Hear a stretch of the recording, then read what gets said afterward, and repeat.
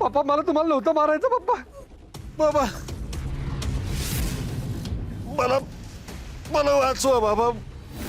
मला मला मारायचं नाही बाबा. बाबा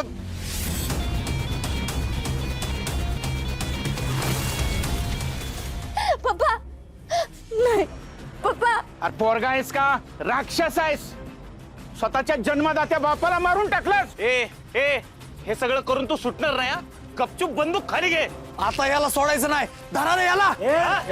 मागवायचं मागवायचं. काय करतो दादा? ए दादा तू मध्ये येऊ नका. मध्ये यायचं नाही कोणी. मध्ये यायचं चल ना आग. अरे तू बंदूक खाली घे. बंदूक खाली घे.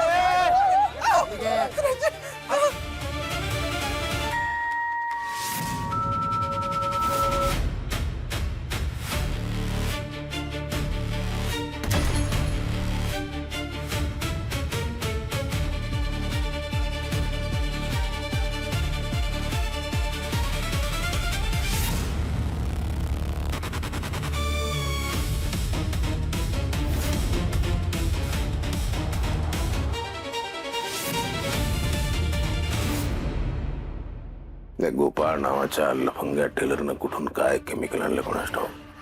ते पोरांना दिलं आणि पोरांना बरं वाटायला लागलं. हे केमिकल पंचक्रोशीत कुठे मिळणार नाही. त्या गोपाळ नावाच्या साहेब केमिकल नाही, मला तर वाटतंय ना त्यांनी त्याच्या दैवी चमत्कारानेच त्या पोरांना बरं केलं असेल. गावात एवढी लोक त्यापेक्षा जातात. एवढं आवडतो का देव माणूस तुम्हाला? ही दैवी शक्ती इतकी आवडते तुम्हाला? जाऊन सामील होते त्या पंथात. जा त्याच्या मागे मागे फिरा. पोलीस आहात का कोण आहात तुम्ही? काही वैज्ञानिक दृष्टिकोन वगैरे काय आहे का नाही?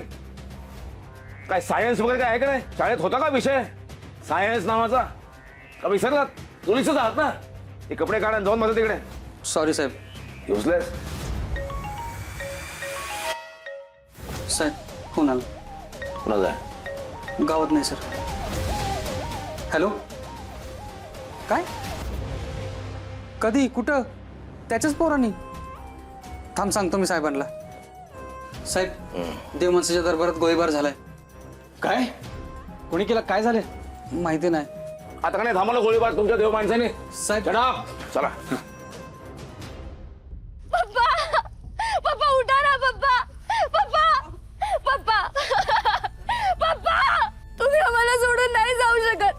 पप्पा उठा ना. पप्पा पप्पा उठा ना. उठा क्यों? काय करू मी? कशी जगू मी तुमच्याशिवाय हो?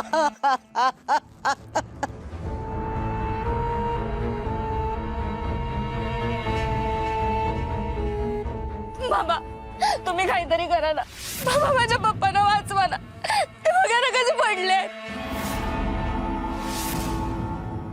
बाबा काहीतरी करा. तुम्हीच काहीतरी करू शकता. माझ्या पप्पांचा जीव वाचवा. आता हिला कसं सांगू? एवढा मोठा चमत्कार नाही जमत मला. आता सगळ्यांसमोर उघडं पडायला नको म्हणून काहीतरी नाटक तर केलंच पाहिजे. बाबा हिच्या बाबांना वाचवा ना. आता तुम्हीच काहीतरी करू शकतात. तुम्हाला काही अशक्य नाहीये. वाचवा यांना. वय वय अरे आपल्या बाबांनी कितीतरी जणांना मरणाच्या दारातून परत आणले. तीच काहीतरी करू शकताल. बाबा बघा की तुम्हीच काहीतरी. अरे कोणीतरी ॲम्ब्युलन्सला फोन करा.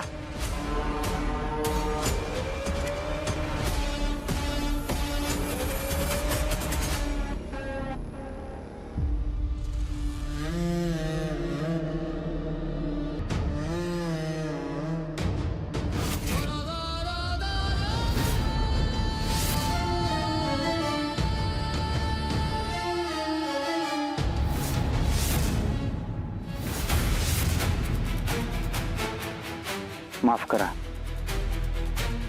यांचे मागच्या जन्म जे भोगायचे भोग होते ते भोगून झालेत. परमेश्वरानं यांना या जन्मातून मुक्त करून एक नवीन जन्म देण्याचं ठरवलंय. आपण हा मृत्यू स्वीकारला पाहिजे. आपल्याला यांना निरोप द्यावा लागेल. नाही पप्पा. पप्पा तुम्ही आम्हाला सोडून नाही जाऊ शकत. पप्पा उठा ना. नका म्हणू बाबा असं. वाचवा हो माझ्या नवऱ्याला, वाचवा. कोणीतरी वाचवा हो महाराज. अहो डोळे उघडा की हो. हे पहा, मी माझे सगळे प्रयत्न करून झाले. परमेश्वरानंच ठरवलं या जन्मातून यांची मुक्तता करायची आणि नवीन जन्मात त्यांना जन्माला घालायचं. हे सगळं देवानं ठरवलं, ईश्वरानं ठरवलंय. सगळं विधिलिखित आहे, आपण काही करू शकत नाही. मी काहीच नाही करू शकत. परमेश्वरापुढे माझं काय चालणार? लोकांची दुःख दूर करणं, अडचणी दूर करणं हे मी करू शकतो. माणूस जन्माला कधी येतो, जातो कधी, हे माझ्या हातात नाहीये. हे सगळं परमेश्वराच्या हातात आहे. माझं आहे का, आपण हा मृत्यू स्वीकारूया. पण मी भगवंताला सांगितलंय, ईश्वराला सांगितलंय, यांच्या पुढच्या जन्मात यांच्या वाट्याला फार कमी दुःख येऊ द्या.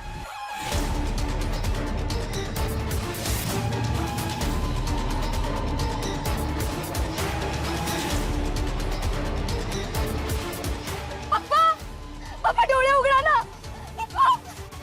अहो तुम्ही देव माणूस आहात ना, माझ्या पप्पांना उठवा ना प्लीज, काहीतरी करा. पप्पा पप्पा. अरे ह्यांना वेळेत जर दवाखान्यात नेलं असतं ना, वाचले असते. अरे पण आता बाबा काय म्हणाले ऐकलंस ना तू? त्यांचं आज मरण ठरलं होतं म्हणून त्यांना मरण आलं. तुला काय लय कळतं का बाबांपेक्षा जास्त? हा, तुझं तर सारखंच झाले रे. लय दिवस झाले बघतोय तुला आम्ही. हा, अरे शांत व्हा, भांडून काय होणार आहे? इथे प्रसंग काय, तुम्ही करताय काय? मागच्या जन्माच्या पापकर्मामुळे यांच्याच मुलाच्या हातून त्यांचा मृत्यू लिहिला होता, जो विधी लिखित आहे, जो कोणीही बदलू शकत नाही. तुम्ही, मी, कोणीही नाही. तर आपण काय करू शकतो? आपण त्यांच्या कुटुंबियांना हे सगळं स्वीकारण्याची ताकद मिळो यासाठी देवाकडे प्रार्थना करू शकतो. मी ती प्रार्थना करतो. हे या सगळ्या पापातून मुक्त झालेत, अनंताच्या प्रवासाला निघून गेलेत. आपण आनंदाने त्यांना या प्रवासासाठी शुभेच्छा देऊयात.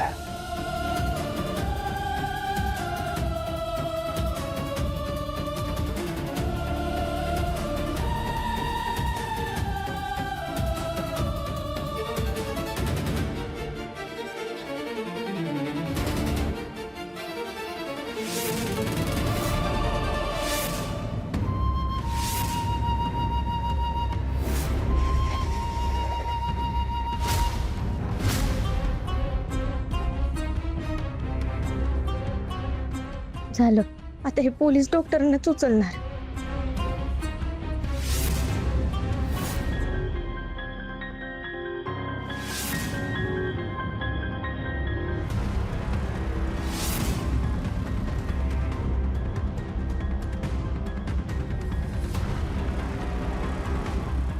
भाऊ साईडला सारखं. उठा, साईडला सारखं.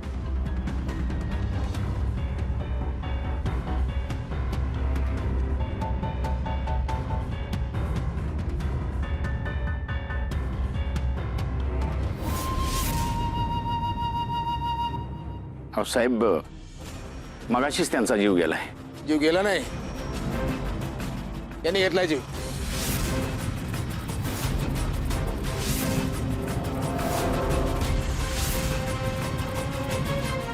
याच्यामुळे जीव गेला.